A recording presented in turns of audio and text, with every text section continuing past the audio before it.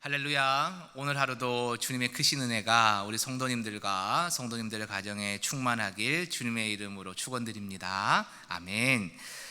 오랜 시간 저희가 새벽 강단에서 예레미야의 말씀을 나누었습니다. 이제 드디어 막바지에 이르게 되었습니다.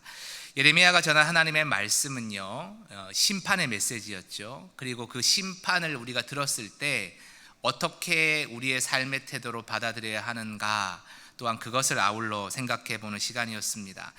그런데 우리는 예레미야의 결국을 이미 알고 있지요. 왕도 백성도 예레미야가 전한 하나님의 심판의 말씀을 경청하지 않았고, 그로 인해서 멸망의 가혹한 길을 걸을 수밖에 없었던 역사를 우리는 이미 알고 있습니다. 오늘의 말씀에서는 유다 백성을 하나님의 의의 길로 인도하지 못하고 스스로도 자멸한 마지막 유다의 왕 시드기야의 말로에 대해서 기록하고 있습니다. 시드기야는 직전 왕인 여호야긴 왕이 이 바벨론으로 끌려간 것을 보았습니다. 그리고는 바벨론 제국의 느부갓네살 왕에 의해서 자신이 다음 왕으로 세워질 것을 듣게 되었습니다. 쉽게 얘기한다면 시드기야는 느부갓네살 왕, 바벨론의 왕이 세운 꼭두각시 왕이었지요. 바벨론의 느부갓네살 왕은 당연히 이런 기대가 있었을 겁니다. 언감생심, 이 왕이 되지도 못할 놈을 내가 왕으로 세워줬으니 내 말을 잘 듣겠지. 자신이 왕으로 생각하는 것이 아니라 봉건 궁주 정도로 나한테 충성하겠지라는 기대가 있었을 겁니다. 21세의 젊은 나이에 왕자를 왕으로 만들어줬으니 감사한 마음으로 잘 받들 줄 알았겠지요. 그러나 시드기야는 느부갓네살 왕이 생각한 것 이상으로 야심이 큰 인물이었습니다. 시드기야는 늘 생각했습니다. 바벨론의 속국에서 벗어나서 자신만의 왕국을 만들어보고 싶었던 것이요. 그래서 그가 선택한 정치적 결단이 있습니다. 무엇이죠? 바벨론만큼 큰 영토와 많은 말과 군대를 가진 남방의 애굽에게 동맹을 요청해서 바벨론보다는 조금 높은 이 대우를 받고 싶었던 그런 생각이었습니다. 에스겔 17장 15절을 제가 봉독해 드리겠습니다. 에스겔 17장 15절입니다. 그가 사절을 애굽에 보내 말과 군대를 구함으로 바벨론 왕을 배반하였으나 형통하겠느냐? 이런 일을 행한 자가 피하겠느냐? 언약을 배반하고야 피하겠느냐? 아멘. 여러분, 이게 무슨 얘기냐? 시드기야가 애굽의 말과 군대를 바벨론을 물리치기 위해서 구했다. 이 정치적 사건이 벌어졌는데 이것을 바벨론 왕이 알게 되었다라는 겁니다. 그리고는 바벨론 왕이 얼마나 화가 났는지 바벨론의 전군을 이끌고 유다 왕국으로 몰려왔습니다. 이것이 바로 남유다의 멸망을 초래한 사건입니다. 어떻게 보면 정치적으로 생각해 본다면 당연히 왕이 시도해 볼 수 있는 외교술이 아닙니까? 라고 할 수 있겠죠. 그러나 성경을 기준으로 보면 틀렸습니다. 왜냐하면 하나님이 이미 예레미야 선지자를 통해서 하신 말씀이 있죠. 한번 상기해 보겠습니다. 예레미야 38장 17절과 20절을 제가 각각 봉독합니다. 예레미야가 시드기야에게 이르되 만군의 하나님이신 이스라엘의 하나님 여호와께서 이와 같이 말씀하시되 네가 만일 바벨론의 왕의 고관들에게 항복하면 네 생명이 살겠고 이 성이 불사름을 당하지 아니하겠고 너와 네 가족이 살려니와 예레미야가 이르되 그 무리가 왕을 그들에게 넘기지 아니하리이다. 원하옵나니 내가 왕에게 아뢰는 바 여호와의 목소리에 순종하소서. 그리하면 왕이 복을 받아 생명을 보전하시리이다. 아멘. 이것이 예레미야를 통해서 시드기야에게 주신 하나님의 말씀이었다라는 거예요. 어떤 말씀이었습니까? 항복하라는 겁니다. 어디에요? 바벨론에 항복하라는 겁니다. 왜 이방 제국에 항복해야 될까요?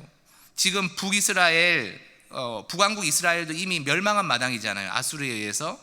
그러면 마지막에 남은 남유다 왕국이라도 지키는 게 하나님의 백성을 지키는 게 아닐까, 이렇게 생각해 볼 수 있지 않겠습니까? 근데 하나님의 입장에서는 아니었습니다. 왜냐하면 하나님은 바벨론 제국에 의해서 남유다 왕국을 심판하시려는 뜻이 확고했기 때문에 그러합니다. 바벨론의 무릎을 꿇고 두 손을 높이 들고 항복하는 것은 하나님의 뜻에 항복하는 것과 같다고 보셨기 때문에 그렇습니다. 그래서 자신의 잘못을 하나님께 철저히 이 바벨론의 회초리를 통해서 뉘우치기를 하나님은 명령하셨습니다. 그러면 포로 생활도 얼마 지나지 않아서 끝날 것이고 다시 회복의 시간을 주시겠다 약속합니다. 시드기야를 포함해서 가족들과 백성들의 생명을 보전해 주시겠다고 약속하는 거예요. 자신을 포함해 아무도 다치지 않을 거라고 하나님이 약속하셨다는 겁니다. 그런데 시드기야는 믿지 않았지요. 그래서 자신만의 방식으로 애굽과 손을 잡았다가 바벨론 왕의 분노를 산 것입니다. 오늘 보면 4절과 5절을 보면요, 시드기야가 총 11년을 재위했는데, 왕위에 있었는데 막바지죠. 9년 10월경에 이 바벨론이 예루살렘으로 쳐들어와서 포위했습니다. 토성을 주변에 쫙 쌓았다라고 했는데 무슨 얘기겠어요? 고사작전이죠. 한 명도 살아나갈 수 없을 정도로 만들어 버렸어요. 18개월 동안 계속 포위를 했으니까 여러분, 처음에는 그 성중에 먹을 것이 많고 물이 가득할지라도, 물자가 많을지라도 18개월 동안 밖에도 출입 못하고 마트도 못 가고 막 이렇게 되면 어떻게 되겠어요? 굶어 죽을 지경이 된다라는 겁니다. 그래서 1년 6개월은 잘 버텼는데 이제는 도저히 못 버틸만 하니까 이 시드기야 왕과 몇몇의 고관 대작들과 정예병들만 이끌고 백성들은 버린 채 도망을 쳤다라는 겁니다. 뭐 유능한 바벨론의 군대가 그걸 몰랐겠어요? 기다리고 있었겠죠. 그래서 도망치는 그 왕의 군대를 따라가서 결국 여리고 평지에서 체포합니다. 왕이 잡히니까요, 신하들과 군사들이 뿔뿔이 흩어졌습니다. 여러분, 그런 왕에게 무슨 충성심이 있겠어요? 한자리 하려고 붙어있던 사람밖에 남아있지 않았을 겁니다. 결국 혼자가 된 시드기야가 붙들려서 바벨론 왕의 노여움 앞에 서게 됩니다. 자, 어떤 징벌을 받았을까요? 10절과 11절입니다. 바벨론 왕이 시드기야의 아들들을 그의 눈앞에서 죽이고 또 리블라에서 유다의 모든 고관을 죽이며 시드기야의 두 눈을 빼고 노사슬로 그를 결박하여 바벨론 왕이 그를 바벨론으로 끌고 가서 그가 죽는 날까지 옥에 가두었더라. 아멘. 여러분, 하나님의 명령을 듣고 바벨론에 항복했으면 이런 일은 없었을 겁니다. 그러나 교만한 그가 어떤 벌을 받습니까? 그의 눈앞에서 아들들이 다 참수당하는 것을 봅니다. 유다의 앞으로의 정치적인 그 생명을 끌어가야 되는 유능한 고관들이 죽는 것도 봅니다. 미래가 사라진 거죠. 심지어 자신의 두 눈도 빼임을 당합니다. 노사스로 결국해서 짐승처럼 끌려서 바벨로니아에 가서 거기 감옥에서 죽을 때까지 햇빛도 보지 못합니다. 여러분, 끔찍하죠. 예레미야가 전하는 하나님의 메시지를 총종했다면요, 결코 당하지 않았을 고통을 그는 몸소 겪었습니다. 이렇게 남유다가 바벨론에 의해서 완전히 장악되는 비극이 시드기야 한 사람 때문에 일어나는 것이죠. 사랑하는 우리 영세교회 성도 여러분, 오늘의 말씀도 참 힘들고 어려운 말씀인데요, 우리는 이 시드기야 왕의 마지막 이야기를 통해서 어떤 신앙의 교훈을 오늘 이 시대에 얻어야 되겠습니까? 두 가지를 생각해 보겠습니다. 첫 번째는 하나님의 말씀에 불순종하면 결코 안 된다라는 것입니다. 여러분, 하나님의 말씀이 우리의 마음과 귀에 항상 즐겁습니까? 항상 달콤할까요? 싫은 소리도 사실 여러분 있지 않습니까? 듣기 싫어서 때로는 여러분 귀를 막고 싶은 적도 있으셨을 테지요. 여러분이 강단에서 선포되는 그 하나님의 말씀을 수십 년을 들으셨을 텐데 모두 송이꿀처럼 달지는 않으셨을 겁니다. 경험상 여러분 그러시지요? 왜일까요? 왜 달지 않을까요? 하나님의 말씀은 우리의 심령과 골수를 찔러 쪼개는 능력이 있기 때문에 그렇습니다. 여러분, 심령과 골수를 찔러 쪼갤 때 이걸 감각적으로 생각해 보십시오. 얼마나 아프겠습니까? 얼마나 싫겠습니까? 얼마나 고통스럽겠습니까? 얼마나 피하고 싶으셨겠습니까? 그럼에도 불구하고 심령 골수를 찔러 쪼개는 하나님의 말씀을 듣고 구해야 되는 이유가 뭘까요? 그것을 통해 우리를 회복시키시고 새롭게 빚어가시기 때문에 그러합니다. 그러니 우리 듣기 좋은 기준이 아니고 하나님께서 나를 지금 어떻게 변화시키기를 원하시는지에 집중하고 주목해야 됩니다. 그래야 우리의 낡은 행위, 낡은 생각이 고쳐지고 매일매일 부어주시는 하나님의 은혜를 담을 수 있는 새로운 그릇이 매일매일 만들어질 수 있다는 겁니다. 그렇게 우리는 결코 시드기야 왕의 불순종을 결코 본받지 말아야 됩니다. 내 생각에 이게 더 좋은 것 같은데, 하나님의 뜻은 알겠지만 이렇게 하면서 이렇게 따라가면 더 좋을 것 같은데 라는 생각이 들어가는 순간 시드기야와 다를 바가 없는 사람입니다. 순종은 여러분 100% 하는 겁니다. 단 0.1%라도 한 터럭이라도 내 생각을 놓고 앞세우는 순간 그것은 나의 이기심이지 말씀에 대한 순종이 될 수 없다는 것이죠. 때로는 나의 생각에 맞지 않고 손해가 될 게 뻔히 보인다 할지라도 그것이 하나님의 뜻이라면 순종하겠습니다. 이렇게 나아갈 때 우리가 하나님의 기쁨의 자녀로 세워질 줄 믿습니다. 우리 영세교회 성도님들 항상 새벽 강단도 잘 들으시고 또 말씀의 은혜도 늘 받고 계신다고 알고 있습니다. 그 말씀의 은혜가 나의 기준을 충족시키는 은혜가 아니라 하나님의 말씀에 충족할 때 부어주시는 하나님의 놀라운 인도하심을 경험하는 기쁨임을 믿습니다. 아멘. 마지막 두 번째 교훈은요, 탐욕의 끝은 패망이다 라는 것을 기억하셔야 됩니다. 시드기야 왕이 왜 애굽 왕과 여러분 손을 잡았을까요? 자신의 나라와 백성에게 자유를 주고 싶은 마음 때문이었을까요? 안정과 평화를 그 나라에 가져오기 때문이었을까요?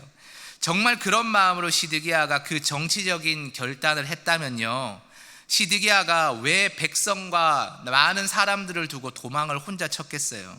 왜 시드기야가 붙잡히는 순간에 힘써 싸우지 않고 군사와 고관들이 다 도망을 쳤겠습니까? 그것은 시드기야가 탐욕으로 악수를 두었다는 것을 모두 알았기 때문입니다. 탐욕의 끝엔 하나님도 떠나시지만 결국엔 주변의 사람들도 다 떠난다는 것을, 그 무서운 결과를 우리는 기억해야 됩니다. 말씀을 맺겠습니다. 우리는 시드기야 왕을 통해 우리의 지금 신앙의 상황과 현 주소를 점검할 수 있는 지혜가 있어야 됩니다. 우리가 지금 하나님의 말씀을 잘 듣고 순종하고 있는지 곰곰이 고민해 보십시오.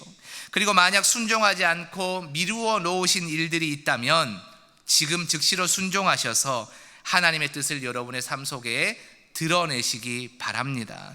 그것이 재앙을 피하는 길이고 평안을 누리는 길이 될 줄 믿으시기 바랍니다. 또한 하나님 앞에서 탐욕을 부리는 일은 절대로 없어야 하겠습니다. 탐욕이 일만하게 뿌리임을 기억하며 오늘도 주님 앞에서 늘 겸손하시고 선한 삶을 살아가는 저와 우리 성도님들 되시기를 주님의 이름으로 간절히 축원드립니다. 아멘.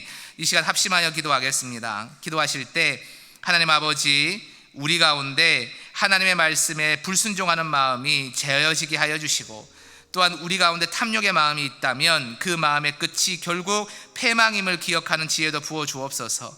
그래서 오늘 또 겸손하게 하나님의 말씀만을 청종하며 기쁨으로 오늘 하루를 하나님께 드리며 나아가는 복된 성도, 믿음의 성도 되게 하여 주옵소서. 이 시간 우리 합심하여 기도하며 나아가겠습니다.